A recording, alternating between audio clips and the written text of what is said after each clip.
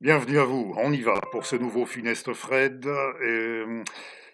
Ça faisait longtemps. Ah oui, et rudement plaisir sur le coup, je dois dire. Oui, ça faisait longtemps, non pas les lunettes, mais les favoris. Les favoris est mieux.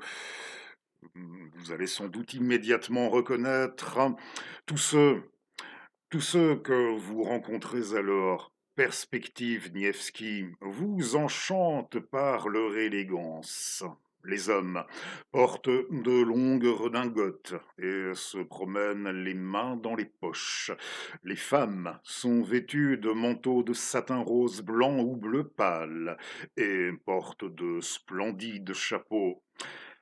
C'est ici que vous pourrez admirer des favoris extraordinaires, des favoris uniques au monde qu'avec un art étonnant on fait passer par-dessous la cravate, des favoris noirs et brillants comme le charbon ou la martre zibeline. Mais ceux-ci, hélas, n'appartiennent qu'aux seuls fonctionnaires du ministère des Affaires étrangères.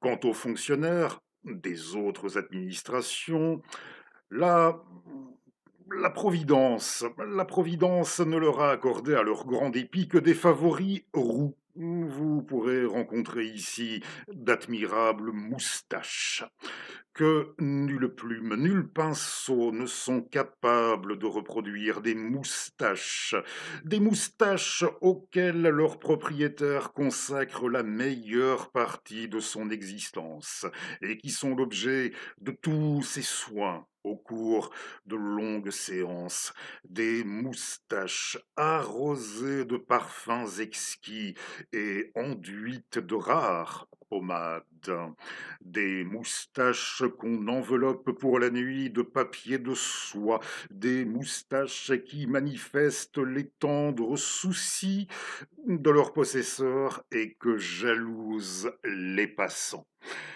Nicolas Gogol, la perspective Nievski dans les nouvelles de Pétersbourg, bien sûr, et c'est tiré de l'édition que je possède.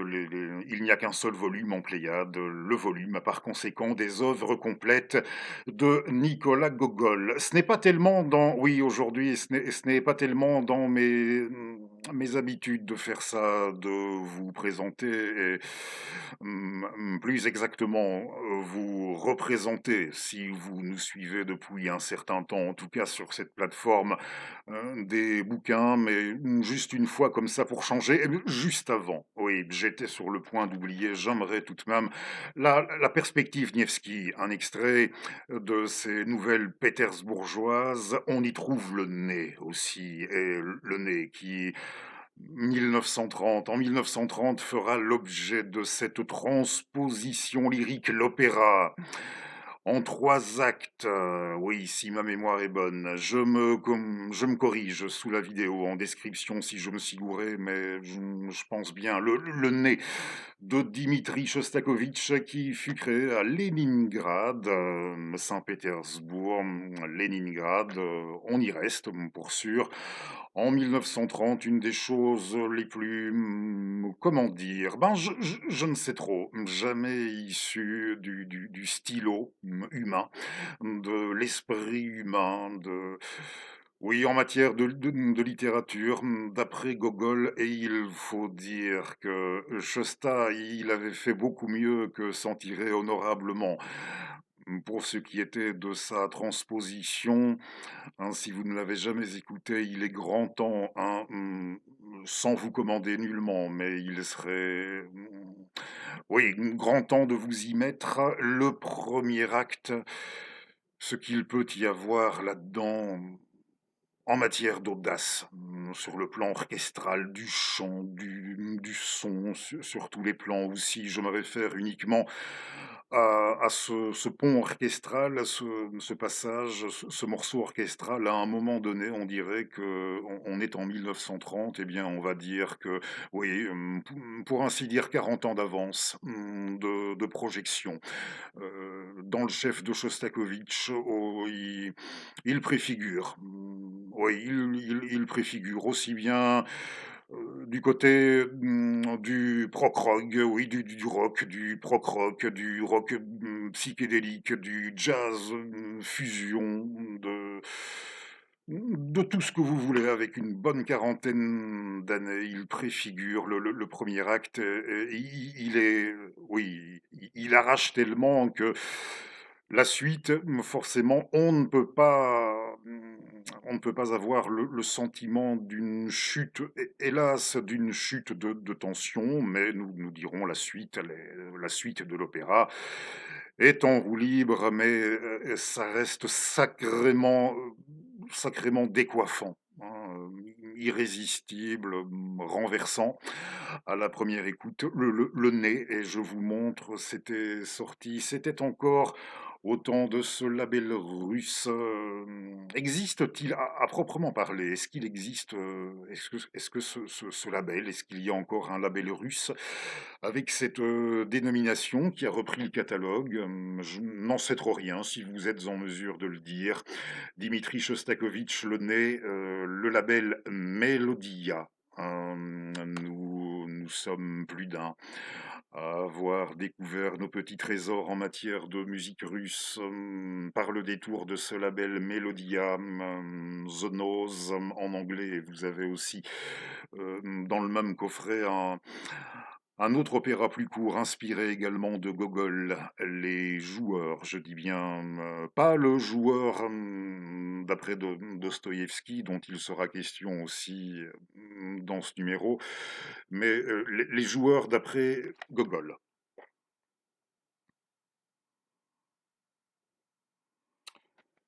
Gennady Rozdozvenski à la tête, oui, c'était, des interprètes moscovites du théâtre de chambre de Moscou, mais Gennady dirigeait l'orchestre philharmonique de Leningrad, enregistré en 1978. Il dut y avoir d'autres enregistrements, d'autres versions sorties depuis, mais celle-ci, pour moi, reste, oui, difficilement surpassable. J'avais très envie de vous montrer, je ne pense pas que ça je l'avais déjà fait, ce coffret. Oui, un numéro russo-soviétique, on se comprend, hein, je pense qu'on se comprendra. Géographiquement et culturellement parlant, j'ai retiré un certain nombre de numéros anciens de Funeste Fred, comme je vous l'ai dit, n'ayant pas rencontré d'objection de votre part pour ça, mais il y avait dans ces numéros des bouquins que j'aimerais tout de même, histoire on va dire, se rattraper. Oui, on peut dire ça, se rattraper, que j'aimerais vous montrer, ou vous montrer à nouveau aujourd'hui. Alors on y va. Pour ces livres, on va commencer avec des bouquins autour de Tolstoï. Oui, on a parlé de Gogol, et bien passons à Tolstoï. Le Tolstoï de Lukács, chez nos amis des éditions critiques, a été réédité il n'y a pas longtemps, bien entendu. Euh, les analyses lukácsiennes de Tolstoï s'inscrivent assez largement dans le droit fil de celles déjà rédigées en son temps par Lénine, de ce que Lénine avait eu le temps de son vivant de rédiger au sujet de Léon, le Lukács, le Lukács, le Tolstoï de Lukács. J'y arrive. Georg Lukács, qui quelques années plus tôt avait, on vient de parler de Lénine, quelques années plus tôt, il avait écrit son livre sur la pensée de Lénine. Je vais faire, si vous le permettez, avant de passer au bouquin suivant, une double parenthèse, hein. Et si vous cherchez ce que Lénine, en tout cas les plus connus, les textes, je les partirai de ma bibliothèque. Si vous cherchez les textes les plus connus de Lénine sur Tolstoï, il faudra aller, renseignez-vous par moteur de recherche, vous trouverez ça assez rapidement. Oui, par moteur. En 10-18, on avait édité, ça devait être un triptyque en 10-18 de Lénine, ses écrits, sur l'art, la culture. C'est là-dedans qu'on trouve les textes, léninistes, là, les textes de Lénine sur Tolstoï. Ma double parenthèse, oui, si vous permettez, c'est que la dernière fois que je suis apparu, comme on dirait quelque part en société, on a jugé bon de m'introduire à un moment donné, tenez-vous bien, Frédéric, spécialiste de la littérature russe, spécialiste de la littérature russe, grand Dieu. Bon, déjà, si vraiment, si c'est vrai, qu'on ne peut pas faire autrement, qu'on doit, quant à cette littérature, dans ses 10 plus grands auteurs recensés, comme je l'ai vu encore, récemment dans une vidéo présentée par une jeune femme au demeurant, tout sauf une idiote et tout à fait charmante, mais voilà, elle entendait nous amener, elle aussi, sur cette voie. Si déjà, dans les 10 plus grands qu'ait produit cette littérature, on doit inclure Alexandre Solzhenitsyn. Franchement, il y a déjà de quoi prendre ses jambes à son cou et de vous en dégoûter pour tout le restant de votre existence. Oui, je me base sur mon expérience perso pour sûr, sur le temps, l'énergie investie dans la lecture du prix Nobel de littérature, du prix de la banque, oui, du prix de littérature de la banque suédoise 1970, temps et énergie investis au début de ma vingtaine. Et, je croyais, j'étais de bonne foi, on va dire. Je voulais bien alors croire sur parole ce qu'on me disait, de l'intéresser. Hem, on le présentait alors comme, oui, le décapeur de toutes les vérités, ou comme on pouvait le lire sur une publicité, celui qui avait eu à un moment les mots. Les mots, oui, qu'est-ce qu'on voulait bien m'insinuer par là? Les mots, je ne sais trop. Mais il y a de quoi vous en dégoûter pour tout le restant de votre vie. Mais je croyais ce qu'on me disait, hein, et il faut dire, non, à vrai dire, pas vraiment. Et déjà, quand il massacrait Lénine, hein, qu'il attribuait des propos franchement odieux à Vladimir Ilitch, ça m'arrivait quand je me trouvais en bouquinerie et que je pouvais mettre la main. J'allais voir dans les bouquins de Lénine, j'essayais de retrouver les passages en question, je mettais en vis-à-vis et je me rendais compte que c'était pas vraiment la même chose et que très souvent, pour ne pas dire tout le temps, ça frôlait, la falsification. C'est le terme employé par monsieur Zinoviev, le contemporain d'Alexandre Solzhenitsyn, beaucoup moins lu, beaucoup moins cité, beaucoup moins aimé et pourtant on devrait celui-là et j'y reviendrai, se tourner davantage vers ses écrits à lui de Zinoviev. Une falsification, c'est la définition qui était donnée dans une interview télévisée par Alexandre Zinoviev de l'œuvre d'Alexandre Solzhenitsyn. Donc je cite bien une falsification. Pour vous dire que j'avais déjà de sérieux doutes, mais alors je n'avais pas les moyens, les moyens intellectuels, les moyens en général, les relations, le cas échéant, pour, comment dit-on, vérifier le bien fondé de toutes ces appréhensions, hein. Et quand on vous dit que Lukács, tout de même, le dernier grand philosophe d'inspiration marxiste de l'histoire, pour sûr ayant vu le jour, sur le sol d'un pays, ayant fait partie, du bloc de l'Est, oui. Hein, quand on vous montre le bouquin, le petit essai, ça a dû être, son dernier texte.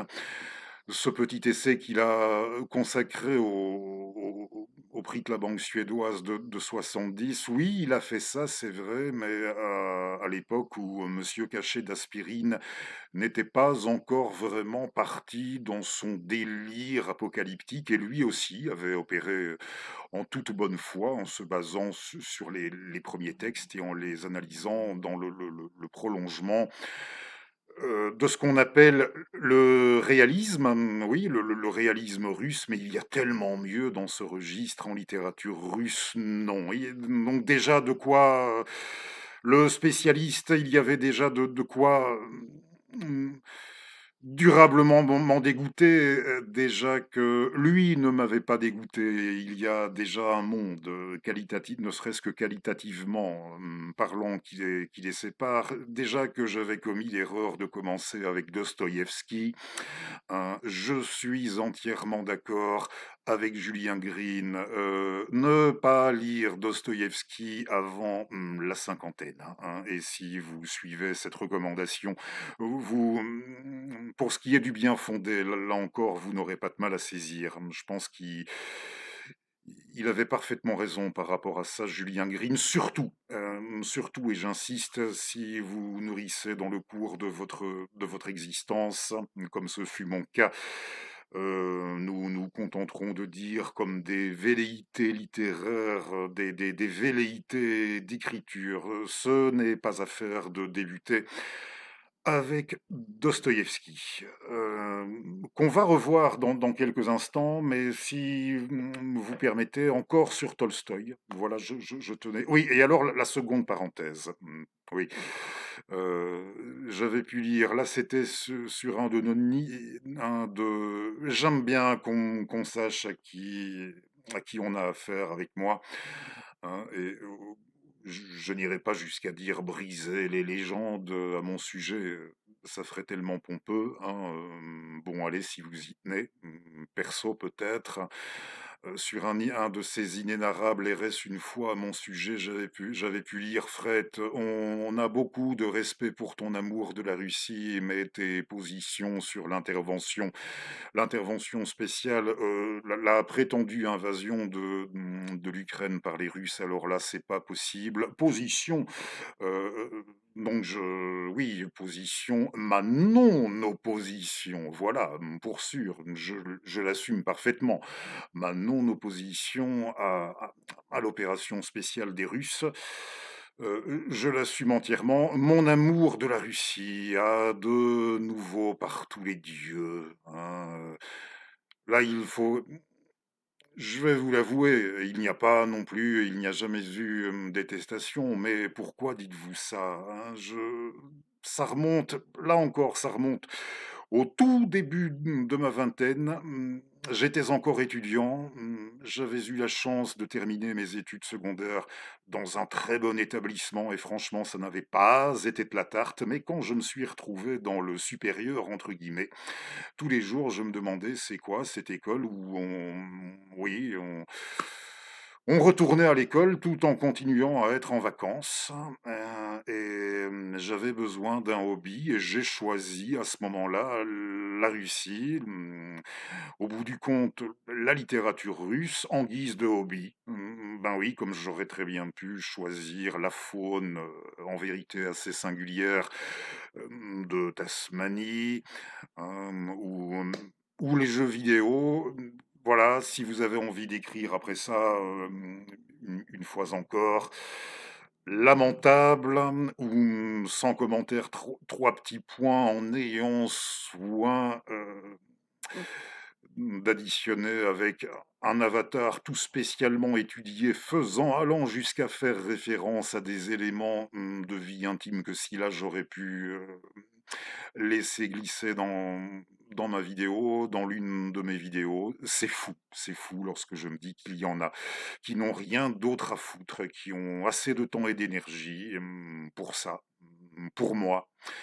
Franchement, ça oui, là, ça aussi, ça quelque part, ça dépasse et quelque part, ça force mon imagination. Si vous y tenez, hein, si vous trouvez ça lamentable, mais ça a débuté comme ça et les livres, Ça n'a pas été tout seul, vous l'aurez saisi. Je ne parlerai pas d'une longue histoire d'amour-haine, mais ça aura pris un certain temps avec du va-et-vient, des allées-venues, des abandons, des résurrections. Ça va beaucoup mieux pour la littérature, pour les bouquins, depuis une dizaine d'années, et j'espère pouvoir vous en faire profiter au mieux dans nos modestes funestes Fred. Et quand on me dit pourquoi tu vas pas t'installer là-bas, pourquoi je suis un gamin de faubourg de Wallonie profonde. Je ne vois pas trop ce que je pourrais me sentir en commun avec un moscovite ou avec un kievite, peu importe, je vois pas trop. Et c'est pas parce que j'ai pu me laisser et même des fois durablement impressionner et influencer par des livres, des lectures venant de là-bas que je vais me forcer sur tous les plans. Oui, pourquoi je devrais me forcer à m'aligner, surtout aussi bien au niveau de la ça me semblerait assez absurde au niveau des mœurs que de la sensibilité, de la culture. Pourquoi je devrais me forcer? Je n'en vois pas la raison.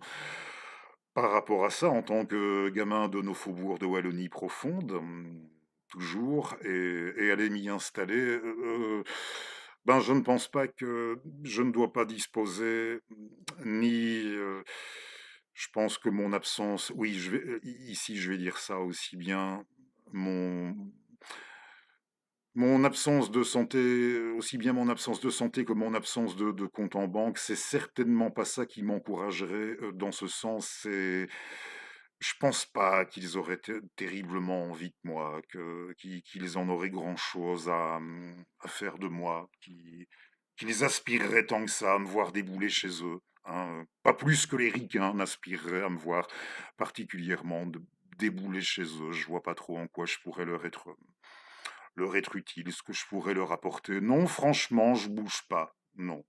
Alors, Tolstoï, le Tolstoï suivant, vous avez vu celui de Lukács et vous allez voir celui de Chestov, l'un des personnages les plus impressionnants de la scène intellectuelle russe, ayant vécu à cheval vraiment sur le 19e et le siècle dernier, Léon Chestov, et le temps que je le retrouve, ça va aller très vite, pardonnez-moi. Pardonnez-moi, il faut que ça se produise au moins une fois par numéro, hein, ce genre de choses, vous savez, hein, nos bouquins comme ça, il y a comme des pattes qui leur poussent en cours de numéro, juste pour le plaisir, encore une fois, de venir m'embêter comme les autres zigotos qui me trouvent sans commentaire. J'aurais quand même bien quelques commentaires à faire sur celui-ci, sur l'idée de bien chez Tolstoï et Nietzsche, philosophie et prédication, un livre de Léon Chestov.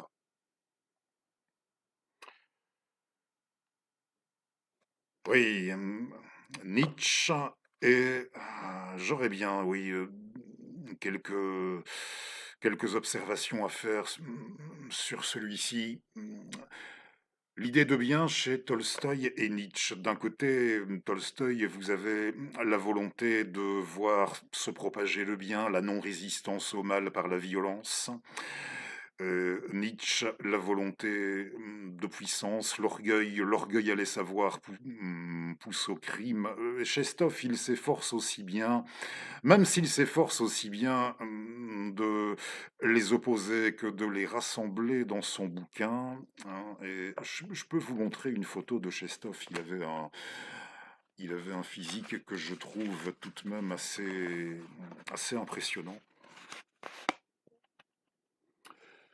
Oui, c'est un éditeur qui s'appelle Le Bruit et le Temps. C'est chez Le Bruit et le Temps. Ils mettent la plupart du temps, vous avez une belle photo de l'auteur dans les livres de cet éditeur.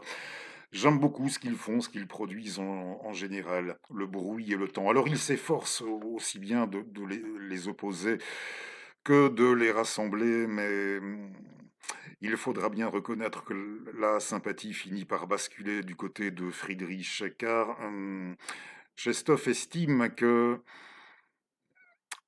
Tolstoï, il s'est peut-être un peu trop rabattu sur, son sentiment de vertu, oui. C'était, peut-être un petit peu peut-être qu'il s'est un peu complu, là-dedans, hein, qu'il s'est par trop rabattu. L'expression exacte, utilisée, pardonnez mes bigleuses, où j'ai posé mes oui, j'aimerais bien vous donner l'expression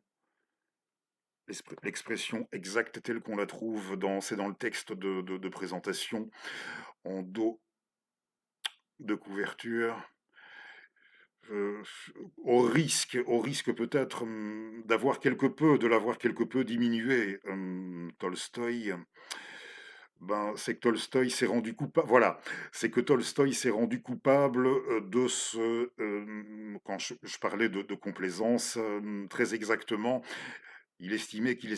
Chestov estimait que Tolstoï s'était rendu coupable de se satisfaire de sa vertu. Mmh, alors que de son côté, Nietzsche, lui, il aura payé le prix fort, aussi bien de sa f oui, tout, l'orgueil, sa mise à mort de Dieu et en même temps sa quête de Dieu, la volonté de puissance, tout ça mis ensemble, tout, payer le prix et le prix fort et jusqu'au bout. Alors qu'il y a chez Tolstoï effectivement cette façon de se rabattre sur cette vertu religieuse, cette vertu chrétienne. On a toujours dit que la pensée, bon, on n'est pas obligé d'approuver, mais on entend souvent dire que la pensée religieuse tolstoïenne dans l'ensemble, elle était peut-être un peu moins riche que lui ne l'avait cru et espéré. C'est qu'en général, on n'a pas envie d'aller contre, hein. En général, on n'est pas contre ce qu'il dit, ce qu'il propose, Tolstoï, hein. Mais c'est pas lui, en revanche, qui va nous donner envie d'y croire, hein, en Dieu, pour se persuader de l'existence, qu'il y a un Dieu. Franchement, je pense pas, c'est pas du tout en sa compagnie à lui que ça va opérer. Et là, c'est une interrogation, c'est de moi, une interrogation toute personnelle. Je me demande si Nietzsche estimait que de la religion chrétienne, que c'était la religion qui avait été introduite dans le monde pour mettre un terme à la religion, dans le monde. Et est-ce qu'inconsciemment, sans le savoir, il n'aurait pas quelque part, à partir d'un moment, opéré de concert, Nietzsche et Tolstoï, dans ce sens, oui, et en regard de ce que je viens de souligner, du fait de on n'a pas vraiment envie du côté de Tolstoï pour ça, on n'a pas vraiment envie d'y croire, hein. Est-ce qu'il n'aurait pas, d'une certaine manière, au bout du compte, opéré, de concert et dans ce sens? Léon Chestov, 1866-1938, et de même que vous avez son Nietzsche et Tolstoï, vous avez aussi son Dostoïevski et Nietzsche. Hum, je vais vous montrer un des bouquins suivants. Non, Léon Chestov, La philosophie de la tragédie, c'est ainsi qu'il l'a intitulé. Son Nietzsche et Dostoïevski.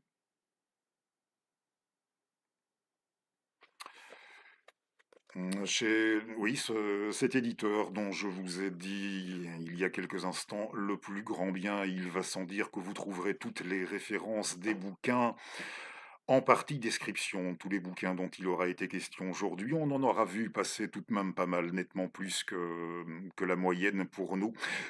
Chestov, pour en finir avec lui, euh, il a toujours entretenu, oui, ça se passait plutôt bien. Il aura toujours, entretenu les meilleures relations avec le pouvoir bolchevique, le pouvoir, soviétique, et il y a un bouquin de lui qui s'intitule «Qu'est-ce que le bolchevisme?» qui est très intéressant. De même, c'est le suivant, vous allez voir.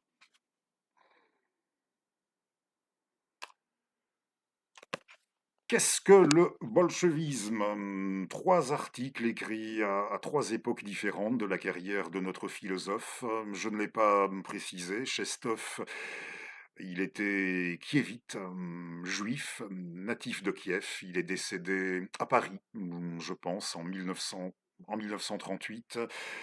Heu, Ça évolue, hein, son point de vue évolue. Il a toujours entretenu les meilleurs rapports avec les bolcheviks, mais à l'écrit, son point de vue évolue. Le 1er article rédigé, quelques années après octobre, on ne peut plus favorable. Le second est déjà nettement plus critique. Et puis, mais là, on est déjà dans les années 1930. Il est loin. À ce moment-là, il est loin. Il est, pour ainsi dire, plus là. Il est plus là du tout, à vrai dire, par rapport à ça, Chestov. Mais vous irez lire pour en savoir davantage, pour mieux comprendre pourquoi il a évolué dans ses appréciations par rapport à ça. Donc, trois livres je n'ai pas dit trois bouquins pour le prix d'un, hein, mais trois livres de Léon Chestov.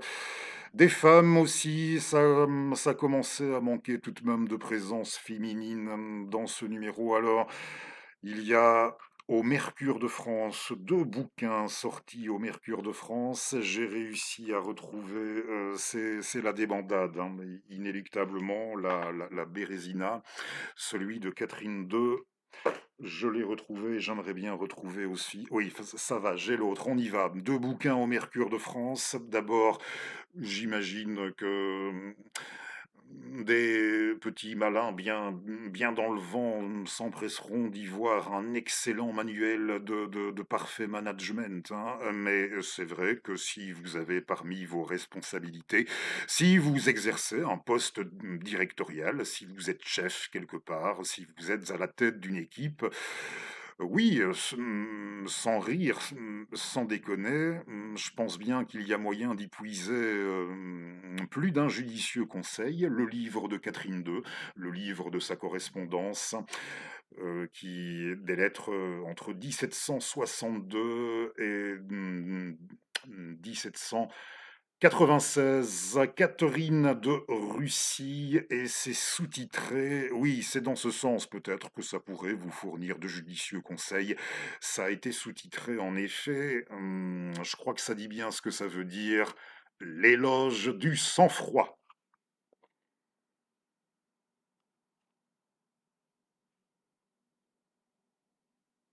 De Catherine de Russie et l'autrice ou l'auteur, comme vous voulez, du bouquin suivant. Elle aura vécu et elle aura écrit, donc elle aura vécu sous le règne de Catherine II, mais aussi de Paul Ier et d'Alexandre Ier, et elle aura écrit c'est ça qui fait toute la richesse de son œuvre. En effet, ça commence à l'époque de la Grande Catherine, qui est une des époques les plus déterminantes sur le plan de l'expansion, de la structuration de l'ancien empire des tsars, et ça va jusqu'à l'époque napoléonienne. Elle a d'ailleurs vécu 2 ans, entre 1802 et 1804, sur le sol hexagonal, notre comtesse, la comtesse Golovina.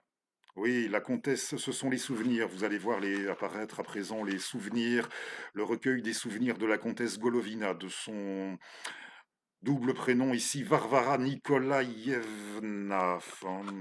Varvara Nikolaïevna Golovina, souvenir de la comtesse Golovina, une édition présentée et annotée par Sandrine Filippetti. Vous trouverez les noms de tous les traducteurs pour nos bouquins également, car j'aime bien leur rendre hommage, vous le savez, en partie description.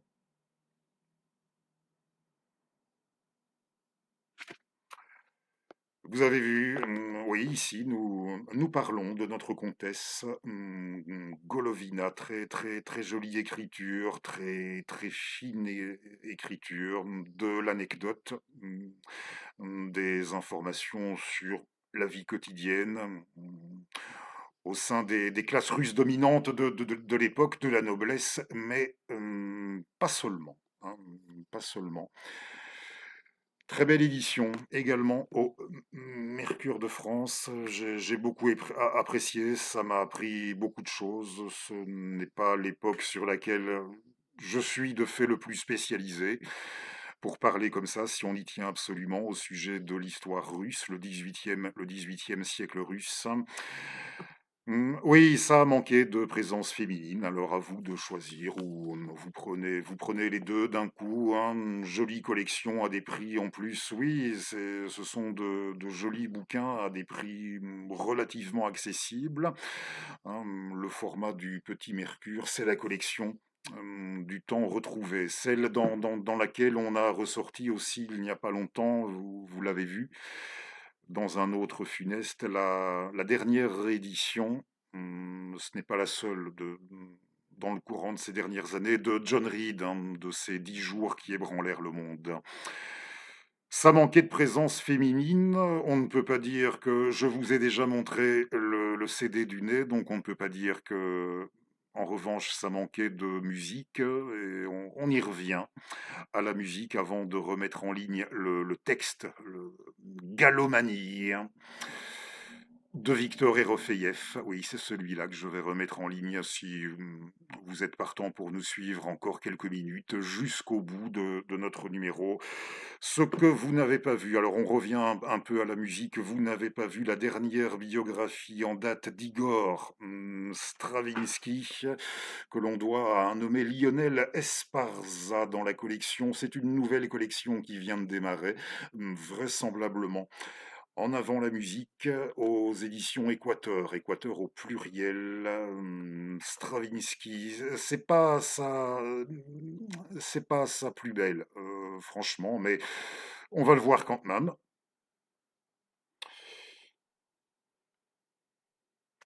Oui, Lionel, Esparza, très linéaire, hein, à la fois concis et très efficace sur le plan informatif.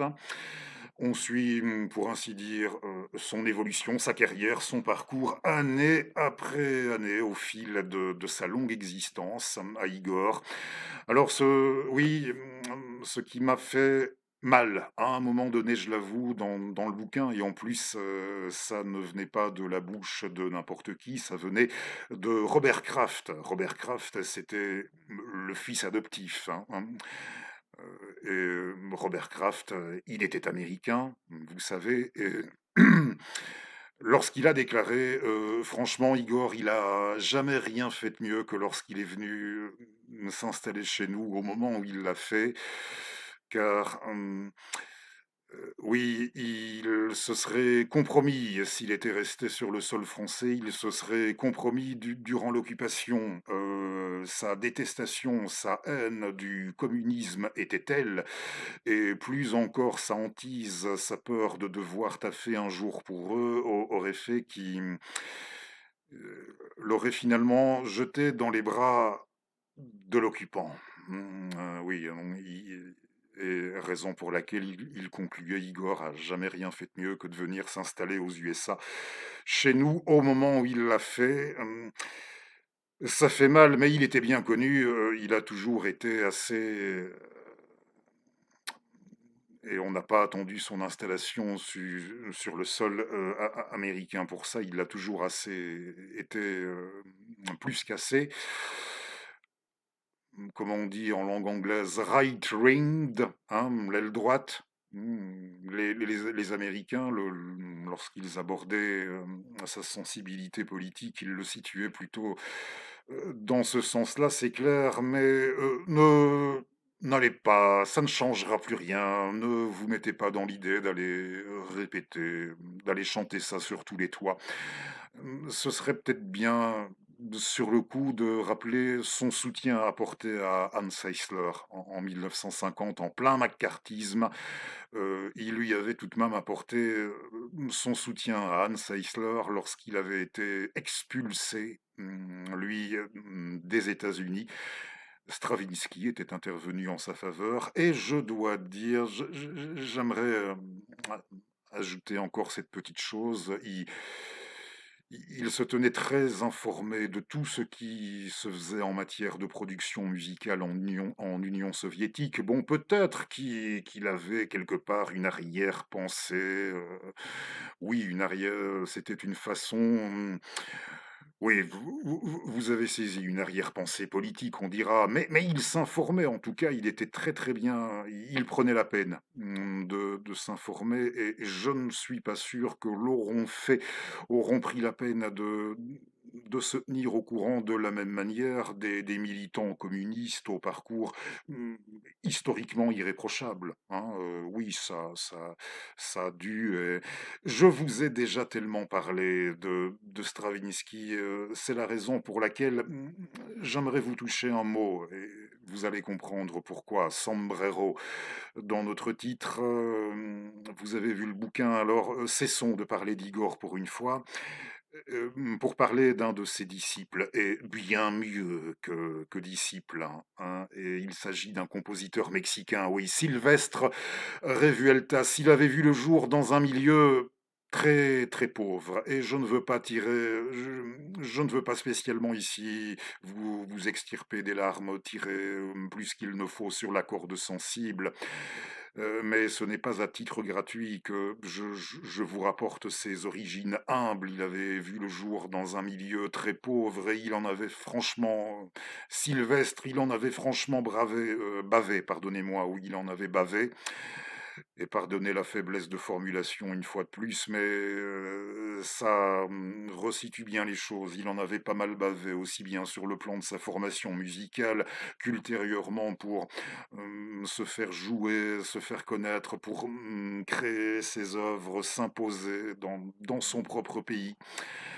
et le parcours de Sylvestre Revueltas, oui, c'était Stravinsky, c'était son idole et il nous a quittés très tôt, à, mmh, un peu plus, de 40 ans, en 1940. Je ne sais pas si, Stravinsky aura eu le temps d'être informé, là, de sa production à lui, de Sylvestre ou, s'il aura été, donné à Sylvestre de rencontrer Stravinsky, je ne pense pas. Ils ont été beaucoup à l'imiter, ne serait-ce qu'après la création du Sacre du Printemps, déjà, ils ont été nombreux à le copier, à l'imiter, Stravinsky, c'est sûr. Et c'est lui, Igor, c'était son idole, qui lui avait donné envie, dans la vie, de faire carrière de compositeur, de faire cette carrière-là dans la vie, dans le métier. Ils ont été nombreux à le copier, et à l'imiter, certes Stravinsky, mais,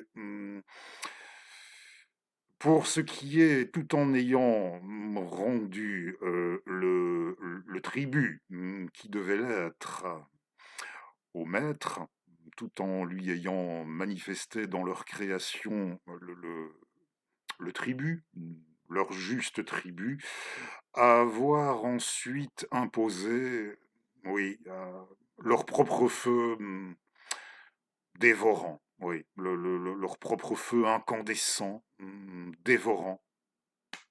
Leur musique, Sylvestre Revueltas fait partie de cela et c'est la raison pour laquelle je voulais, vous orienter davantage vers lui, hein, La Coronella, Itinerarios et Colorines, pardonnez ma mauvaise prononciation des termes en espagnol.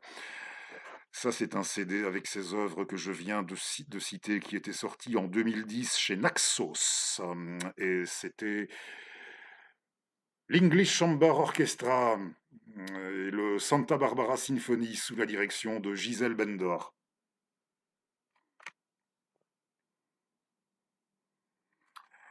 Si, vous êtes toujours preneur si vous aimez toujours faire l'acquisition de CD audio en matériel, celui-là, il est extra, ou si vous êtes impatient de découvrir, sur YouTube, demandez l'œuvre intitulée, Les Noces chez les Mayas sous la direction de Alondro de la Parra, hein, dirigeant l'orchestre de Paris, et avec les mêmes exécutants, il y a aussi l'hommage à Federico Garcia Lorca. Oui, avec les mêmes exécutants de l'orchestre de Paris, deux vidéos, deux productions vidéo relativement récentes pour découvrir la musique de Sylvestre Revueltas, que j'aimerais bien résumer entre guillemets à cette façon qu'avait de voir à un moment le parcours qu'avaient de voir nos amis Émeric Monville et Simon Verdun, la façon dont ils résumaient le parcours du philosophe Michel Clouscar par rapport à ses origines modestes à lui. Et on peut dire la même chose par rapport à Sylvestre. Et là aussi, j'aimerais bien reprendre la même formule. Si le post-it n'a pas foutu le camp, c'est pas. Oui, non, mais je devrais le retrouver assez. Bravo, en tout cas, encore une fois, dans l'absolu, pour votre endurance, ou alors je l'écrirai en partie description. C'était tellement bien, oui, tellement bien formulé. C'est dans Oui, oui, oui, oui. Voilà, ici. Pardonnez-moi pour ce temps d'attente long, trop long. Il cristallisait, hein. Donc là, c'est au sujet de notre philosophe, mais pour moi, c'est tout aussi valable au sujet de notre compositeur. Il cristallisait le parcours d'un monde ouvrier, on pourrait dire le parcours d'un homme issu du peuple. Il cristallisait le parcours d'un monde ouvrier qui, en s'emparant des moyens d'expression intellectuelle, accède à la conscience pour soi. Hmm. Sylvestre Revueltas, artiste, compositeur mexicain, génial. Je vous remercie d'ores et déjà de m'avoir suivi. Vous allez entendre ou réentendre Galomanie. Et là, c'est un texte d'un écrivain russe contemporain. Il est toujours du nombre, hein. Nous avons toujours la chance de l'avoir parmi nous. Victor Erofeyev, et c'est dans son encyclopédie de l'âme russe. L'encyclopédie de l'âme russe, s'il vous plaît, qui se balade. Elle se balade où? Dans la cuisine, dans la salle de bain, les bouquins sur pattes. Je suis le seul chroniqueur de livres sur YouTube aux prises avec une armée de bouquins comme ça, ayant subi d'étranges métamorphoses de bouquins sur pattes. Hum, je l'ai. Alors, l'histoire des rapports entre, oui, des rapports franco-russes à travers les âges. Je ne sais pas si c'est nécessaire, si c'est vraiment nécessaire de dédier ce texte à tout Novat en guerre, hein, c'est comme ça qu'on dit. Victor Erofeyev, Galomanie, dans l'encyclopédie de l'âme russe. On me signalait il n'y a pas longtemps que l'éditeur Nouvelle Place, il aurait cessé ses activités, mais ça ne veut pas dire que il existe toujours. Pour vous, ça doit toujours être possible, d'une manière ou d'une autre, chez votre libraire ou sur le net, de se la procurer, notre encyclopédie. Et c'est parti, on se retrouve dans un peu moins d'une petite semaine, et pardon peut-être pour le caractère franchement improvisé, pour ne pas dire artisanal, de notre numéro. Si la Russie, si la Russie a jamais aimé quelque chose, c'est bien la France. Elle a sacrifié toute son âme slave pour la France, sans demander la permission. Elle courait derrière la France comme un chien bâtard, qui léchait chaque gouverneur français venu éduquer les enfants de la noblesse et chaque cuisinier français. Elle aimait la France pour l'incommensurable différence qui les séparait, pour ce qu'elle-même n'avait jamais eu et ne pourrait jamais avoir: la mollesse attendrie de ses diphtongues nasales, la clarté de ses définitions, ses yeux qui ne sont pas en forme d'amande, ses boudoirs, ses airs qu'une nature trop servile ne saurait maîtriser. Dans sa poursuite de la France, elle n'a plus rencontré personne, n'a plus regardé personne. Les Allemands, les Hollandais et les Suédois sont restés sur le bas-côté sans qu'elle leur prête attention. La brève sympathie pour les Anglais avant la Révolution d'Octobre n'a pas connu d'autre développement que l'étude d'une seconde langue par les fils de riches à Saint-Pétersbourg. Et le paradis climatique d'Italie, multiplié par ses musées et le caractère du peuple de Toscane, n'a exercé qu'une fonction secondaire et artistique en tant qu'incarnation du Sud. En Russie, non seulement on parlait plus correctement le français que le russe, mais on pensait à la française, vivait à la française, buvait à la française, composait des vers à la française, rêvait à la française. Comment, comment les Françaises baisent-elles? Chaque homme russe aspirait à coucher avec une Française. La Russie a élevé la France à une puissance mathématique sans précédent. Le mot français s'éclairait d'un soleil royal, et les Français étaient les rois de l'amour, les princes de l'esprit, les cardinaux de l'insouciance. Tout ce qu'elle-même ne parvenait pas à accomplir, elle l'ajoutait à la liste des mérites français. Elle leur inventait des biographies faites d'orgies, de mirlitons et de pastorales. Elle se pâmait devant les décolletés qui découvraient des globes géométriquement parfaits, dépourvus de boutons, et les balançoires annonciatrices de polissonneries débridées.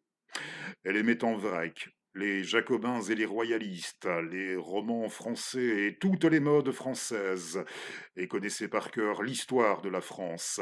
Elle aimait Napoléon, qui voulait la défoncer, et rêvait en secret de se donner à lui comme la dernière des putes, sous Mayaïsk ou en plein champ de bataille, de Borodino, n'importe où, n'importe quand.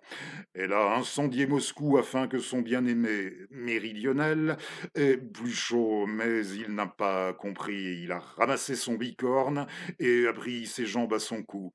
Elle n'a trébuché qu'une fois, sur Dantès, mais même là, elle lui a pardonné comme une sotte d'avoir tué Pouchkine en duel. Elle aimait le marquis de Custine, qui l'a envoyé se faire foutre, et Picasso, qui, dans sa vie démesurée, n'a jamais trouvé le temps de faire un saut à Moscou. Et Paris considéré comme un Louvre sans fin et un café mondial. Si on additionne le nombre de fois où des lèvres russes ont prononcé le mot Paris, le temps de cette énonciation se prolongera autant que plusieurs centaines de virus. La Russie allait bronzer à Nice, soigner sa tuberculose à Menton, respirer l'air de l'océan à Biarritz et étudier l'architecture en admirant les châteaux de la Loire. Sa meilleure copine, c'était Pauline Viardot. Vive la France! Criait le jeune laquais Yacha d'une voix sonore. C'est la France, c'est nullement Karl Marx qui a inoculé à la Russie le virus du socialisme et qui l'a fait tourner en bourrique avec sa commune de Paris et l'a ensuite abandonné à mi-chemin de l'avenir radieux. La Russie s'en est allée émigrer en France comme on rentre chez soi, mais pour la première fois, pour la première fois, elle a mal calculé son coût. Même sous sa forme soviétique, la Russie a continué sur sa lancée. Par inertie, comme on ne la laissait plus voyager, elle s'est mise à traduire, à visiter les couturières clandestines munies de patrons français. Elle a conservé sa fidélité à la mode française à travers toute la période soviétique et a traduit tout le monde, trouvant quelque chose d'intéressant chez chacun. Elle a aimé Édith Piaf, Yves Montand, les, les pulls noirs parisiens, les garçons de restaurant et le PC français, parce qu'il était français. Les huîtres, la soupe à l'oignon, les parterres de fleurs du jardin du Luxembourg, le Moulin Rouge, Versailles, l'existentialisme, le café au lait, l'impressionnisme, Madame de Staël, Brigitte, Bardot, le champagne, la porcelaine, Céline, Proust, Molière, le quartier du Marais, le déconstructivisme, la Tour Eiffel, Maupassant et Rabelais. Elle a inondé ses aisselles de parfums français. À première vue, on a toujours eu l'impression que la Russie imitait la France en finissant de porter ses vieilles robes. En réalité, la Russie a inventé la France pour ne pas perdre la boule. La force de son amour pour la France était à la mesure du caractère délirant de son propre mode de vie. La Russie s'est fait éponge éponge pour absorber la France pleinement, en son entier, de tout cœur. Elle a compris Flaubert mieux que les Français, au point d'en pleurer.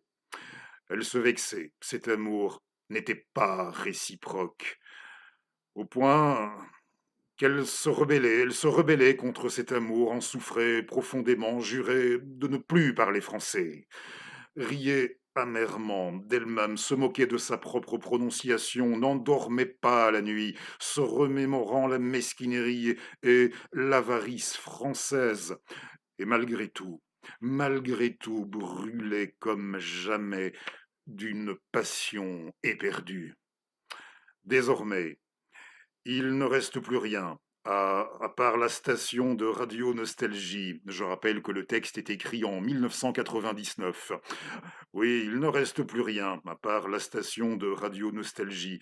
La disparition de la France du champ de vision russe s'est déroulée sous mes yeux. Paris n'a pas terni, il a cessé d'être. À sa place, des dépliants touristiques, et l'amour ne s'est pas transféré vers d'autres pays. L'Amérique ne compte pas. La Russie a désappris à aimer. Elle s'est tournée vers elle-même pour se caresser à la manière d'une vieille, en guise de miroir. Elle a suspendu des peintures de Glazunov et de Chilov, et elle a branché Vysotsky à pleine puissance. Masturbe-toi, ma patrie. C'est une occupation comme une autre. Merci à vous.